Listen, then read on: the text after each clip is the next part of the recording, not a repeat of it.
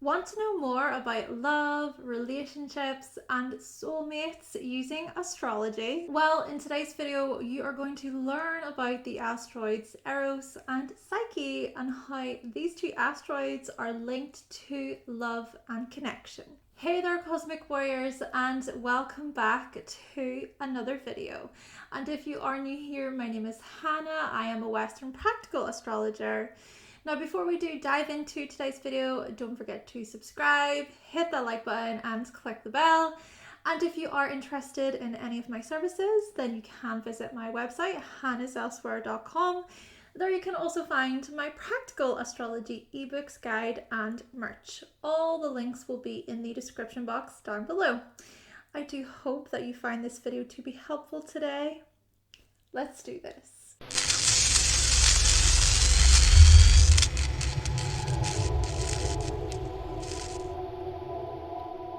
Okay, so first and foremost, in this video, we're going to be looking at the love story between Eros and Psyche. So we're going to be looking at the mythology, followed by Eros and Psyche's function within your birth chart. And then in another video, we're going to explore Eros through the signs. And in the final video within this particular mini-series, we're going to explore Psyche through the signs. And the important thing to note here is that Psyche was discovered first. So Psyche was discovered in 1852. And then Eros was discovered in 1898. Now, to find Eros in the birth chart, type 433 in the additional objects section on astro.com, and then for Psyche, type the number 16. All right, so let's get into this. Eros in Greek mythology, Cupid in Roman, was the son of Aphrodite, aka Venus. Some sources say Eros was the son of Hermes, aka Mercury. Others suggest he was the son of Ares, aka Mars.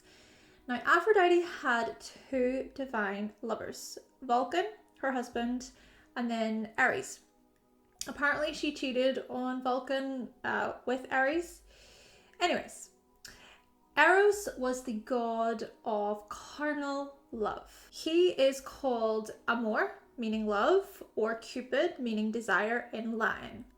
He would shoot his arrows into the hearts of people to make them fall in love.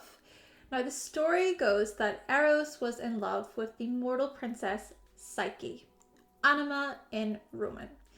Now, Psyche was known for her outstanding beauty and grace.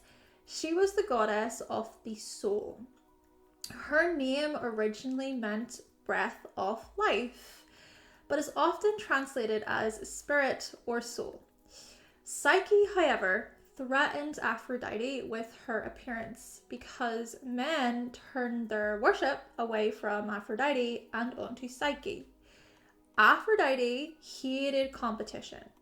She grew jealous of the attention Psyche was receiving. Now, Aphrodite, of course, then felt like Psyche had overstepped her place. And so what she did is she ordered Eros to make Psyche fall in love with hideous men. But you see, Eros ended up falling in love with Psyche by accident. The moment Eros lay his eyes on Psyche, he felt his heart pierced by one of his own arrows. He refused then to make this beautiful woman fall in love with horrible creatures. As time went on, though, Psyche started to feel quite sad and lonely because nobody loved her. Nobody would fall in love with her. Men would admire her, yes, but they would marry other women. Her jealous sisters actually married, but Psyche couldn't seem to understand why no one would love her. Naturally, Psyche's parents grew concerned. They worried she would not marry. Her father ended up visiting the oracle, Delphi.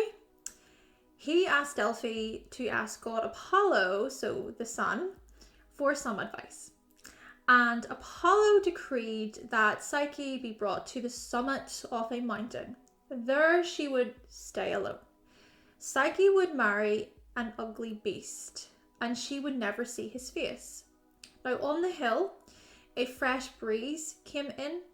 Psyche felt she was being lifted. She was taken into the air toward her destiny. Psyche then awakened in this meadow full of flowers. In front of her, she saw a magnificent and stunning palace. Psyche was astounded by what she saw. She heard the words, "The house is for you." But she could not see anyone. She was alone in the palace, but was served by many voices. At night, her husband, Eros, would visit. However, as time passed, Psyche felt quite sad that she could not see her beloved husband. She also started to miss her family. And so Psyche wanted to know why her husband would always hide in the shadows. Eros assured her that in the darkness, we are equals. Now, one day, she requested a favor from Eros. She asked to visit her family. Psyche told her family about how happy she was. After seeing, though, her new home, Psyche's sisters grew jealous and they tricked her. They persuaded Psyche that her lover would eventually kill her, and so she should kill him first before he does it to her. After nightfall, Psyche took an oil lamp and a knife and approached Eros as he was sleeping. But after shining the light on his face, she saw how beautiful he was. Surprised, she accidentally spilled oil on his face and woke him up. After looking her in the eyes, he left their bedroom feeling betrayed. Heartbroken, Psyche searched for Eros. She helped at goddess Demeter's, so Ceres' temple, and she was a fine worker. She showed dedication, but she couldn't stop thinking about her long lost love. Now Demeter showed her pity and offered to help her. Demeter suggested that Psyche go to Aphrodite's temple and offer herself to the goddess with humility. The idea was that Psyche would soften Aphrodite and hopefully win back her love. Following Demeter's advice, Psyche became of service to Aphrodite. She searched for forgiveness. Many painful tasks were assigned to Psyche. One of the first was separating the grains. Another included the retrieving of golden wool from sheep. Eros actually secretly watched and helped Psyche accomplish some of her tasks. Now, the final task involved Psyche going to Hades, aka Pluto, and asking Persephone for a box which had the elixir of beauty inside. This would help Aphrodite restore her beauty. If Psyche could complete this task successfully, she would have Aphrodite's forgiveness and she would reunite with Eros. Psyche knew the only way to enter the underworld was to take her own life, but before doing so, a soft voice helped her and said there was another way. Psyche was guided to a cave where she would enter the underworld. She was also instructed not to open the box. On arrival, Psyche informed Persephone and Hades about her task. Persephone did what was asked of her, but on her way back through the underworld, Psyche could see how tired she looked in her reflection, and so she grew curious. And so what she did is she opened the box. However, there was no elixir of beauty inside the box. Instead, there was Morpheus, the god of sleep. Aphrodite knew this, of course she did. She knew Psyche would be curious and open it. A black mist then came out of the box and life began to leave Psyche's body. But then Eros used his powers to lift the mortal mist from her body and put it back in the box. Psyche awakened. She could finally look in Eros' eyes without losing him. Psyche continued to leave the box to Aphrodite. Eros asked Zeus, aka Jupiter, for help. He wanted Zeus to convince Aphrodite of the acceptance of their love. Eros took Psyche to Mount Olympus, where she was greeted by all the gods and goddesses. Zeus gave them his blessing. Psyche became immortal. Indeed, Eros and Psyche were reunited, and their love lasted forever. Okay, so now we have discussed this story, this myth. What does this mythology tell us about Eros and Psyche within your natal chart? Keeping in mind that it's really important to look at where Eros and Psyche are placed within synastry charts, composite charts, so looking at the compatibility between you and your partner, for example. Well, let's look at Eros first. Eros in the natal chart points to overpowering, irresistible, and somewhat obsessive love. We go weak at the knees. We are blinded by the attraction, by the love we feel. All logic and reason goes out the window. It's as if we are in a trance. The love we feel is tied to physical desire and allure. The beauty we witness is so strong and it's so captivating. And even if things do not align, there is this part of us that wants to keep pursuing. Eros indicates the burning passion and desire we feel when it comes to sex, love, beauty, creativity as well. However, we can also be careless. We can be unheeding. We can be reckless as well and overbearing, overprotective. There is this fear of, what if they see the real me? Will they accept the real me or turn away in horror? Now, in such cases, it's important to realize that other people's reactions to us is not for us to control. But then I also think that Eros can show up as how we feel after a relationship has ended or when we're separated from another for a while. So do we still think about that person? Do we wish to be back with that person? Do we physically go back to that person?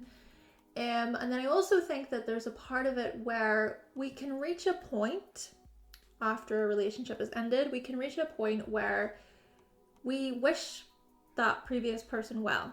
You know, we wish them well. And the reason for why I think we wish them well is because we have given ourselves a chance to properly heal. But then looking at Psyche in the natal chart points toward this strong soulful bond. It's tied to trust and devotion within a relationship, but it also can indicate doubts and fears, which can creep in, partially due to the influences of others. Jealousy and temptation can often test us and can often pollute our relationships, but it's about having the strength to follow our heart and to not give in to corruption. The love Psyche has to offer us is pure and truly loving. And even if our loyalty is challenged, we can seek forgiveness, or we can see how we can change moving forward. There may be an opportunity to show humility, right? Psyche also indicates the subtle power of our beauty and grace. Yes, Venus also points toward our beauty, but Psyche shows up as an innocent type of beauty. And what I mean by this is it's the type of beauty that can't be used to manipulate or control. Our beauty will speak for itself. We do not have a say when it comes to the type of attention we attract with our beauty, our charm, our kindness, or our love. Besides, Psyche is a manifestation of the saying, it's what's on the inside that counts. Now, I also want to add that when looking at compatibility in astrology, there are a few key players that I just want to mention, okay? So these key players are Venus, Mars, the Moon, also the asteroids Juno, Ceres, Eros, and Psyche.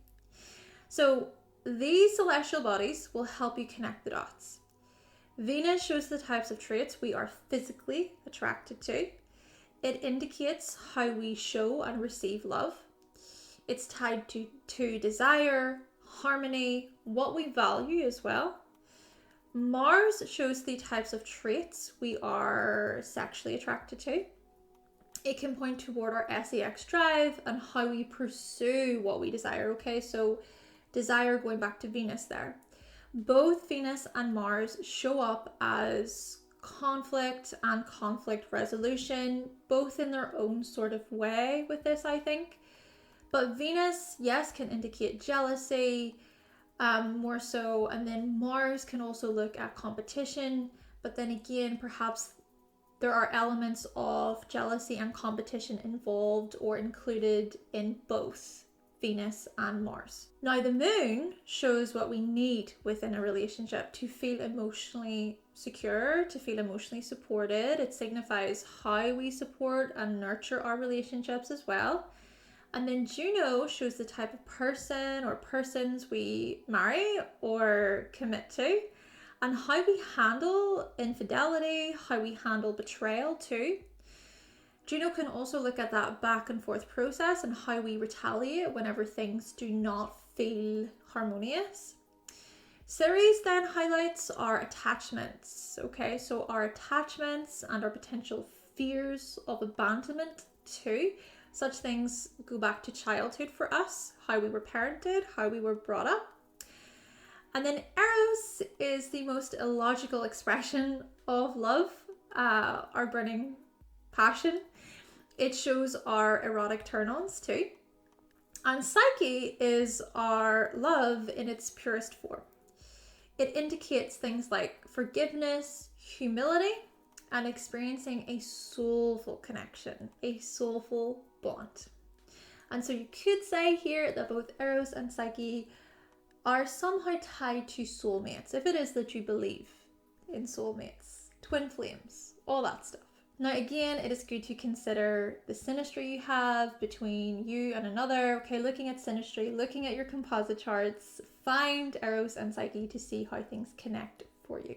Okay then, Cosmic Warriors, so that concludes the story, the love story between Eros and Psyche. I hope that you find this video to be helpful today. So in the next video, we're going to be looking at Eros through the signs and then moving on to Psyche through the signs. So definitely stay tuned for those. Again, I hope you find this to be helpful. Let me know your thoughts and your opinions in the comment section down below. But with all of that being said, thank you so much for watching. Thank you for subscribing. And of course, if you would like to see more videos from myself and you have not yet subscribed, then make sure that you click that subscribe button and also give this video a like if you did like it today. And I will be back with another video very, very soon. Bye!